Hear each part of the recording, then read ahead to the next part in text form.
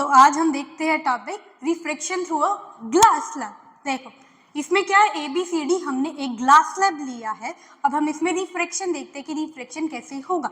देखो CD हमने एक सरफेस लिया, ऊपर का सरफेस, उस पर एक रे इंसिडेंट करा। ये जो OP है हमारी कौन सी रे है? इंसिडेंट।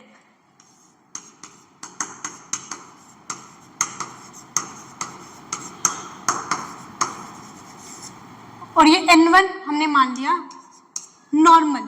नॉर्मल क्या होता है? किसी भी सरफेस पे अगर हम परपेंडिकुलर डाल दे तो उसे हम क्या बोल देते हैं? नॉर्मल। तो N1 क्या हो गया हमारा? नॉर्मल। इंसिडेंट रे जो नॉर्मल के साथ एंगल बनाता है उसे हम क्या बोल देते हैं? Angle of incidence. तो I1 क्या हो गया हमारा? Angle of incidence. तो लिख लेते हैं I1 है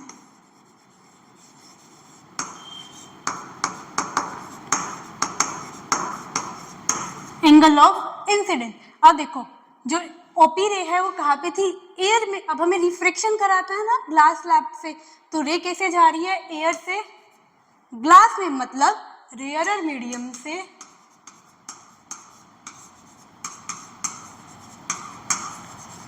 जब रे रेयरर मीडियम से डेंसर मीडियम में जाती है तो कैसे बेंड करती है? Towards the normal. देखो इस रे को ऐसे सीधा जाना चाहिए था पर ये नॉर्मल की तरफ बेंड हो गई।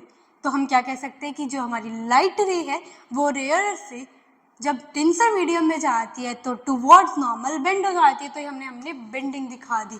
और जो एंगल ऑफ रिफ्रैक्शन बना उसको हमने मान लिया R1। R1 क्या है?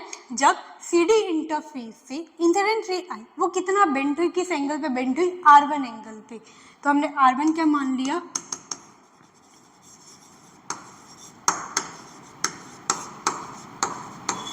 Angle of refraction through interface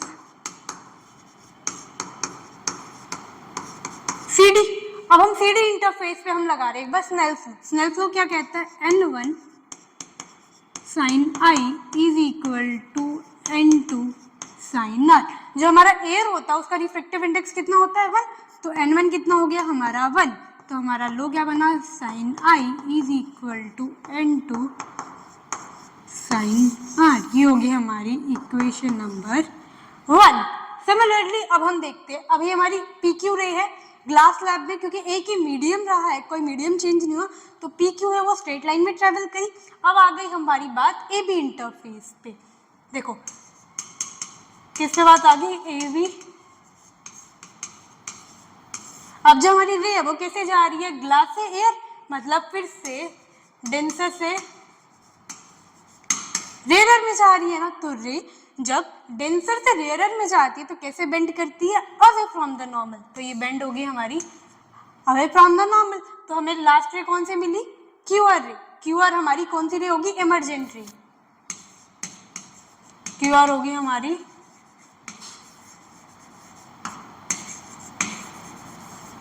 emergent ray. देखो OP है, हमने उसको आगे प्रोड्यूस कर दिया OP, और जो QR है वो हमारी कैसे आ रही है? एक दूसरे के पैरेलल आ रही है ना। तो हम क्या कह सकते हैं कि हमारी जो इंसिडेंट रे और इमरजेंट रे है वो एक दूसरे के पैरेलल आती है, और उनके बीच में जो परपेंडिकुलर डिस्टेंस है उसे हम बोल देते हैं लेटरल डिस्प्लेसमेंट। ये जो D है ना, D हमारा हो गया लेटरल डिस्प्लेसमेंट।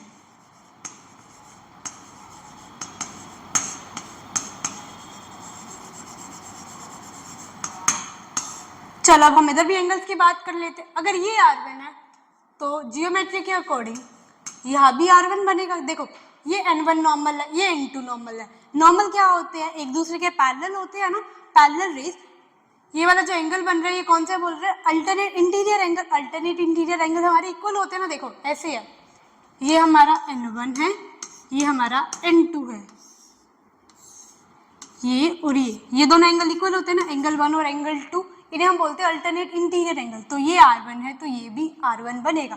अब हमने ये यहाँ पे मान लिया कि E एंगल से एमर्ज आउट हुई रे। E हमने क्या मान लिया कि E एंगल से एमर्ज आउट हुई रे।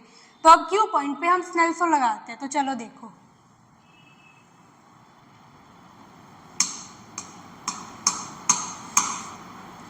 एट पॉइंट Q हम स्नेल लॉ लगा रहे हैं तो क्या होता है? N1 जिसमें इंसिडेंट हुई, किसमें हुई? ग्लास स्लैब में। तो हमने उसका रिफ्रैक्टिव इंडेक्स कितना माना था? N2।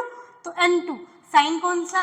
R1 is equal to n1, n1 क्योंकि हमने एयर का माना तो n1 साइन ई, एयर का रिफ्रैक्टिव इंडेक्स कितना होता है 1, तो n1 कितना हो गया 1, तो क्या आ गया n2 साइन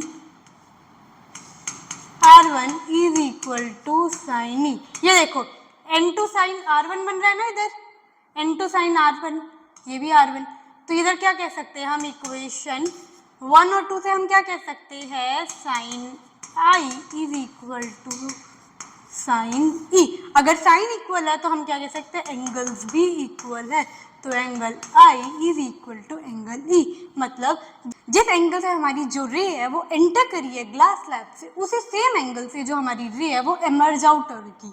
इसलिए हम कह सकते हैं कि ये दोनों रेज है वो एक दूसरे के पैरेलल आती है। ये हो गया मैथमेटिकल प्रूफ भी। और ये जो इमर्जेंट और इंसिडेंट रे के बीच में जो डिस्टेंस होता है उसे हम बोल देते हैं लेटरल डिस्प्लेसमेंट। लेटरल डिस्प्लेसमेंट क्या होता है, the perpendicular distance. Lateral displacement क्या होता है, the perpendicular distance between the incident ray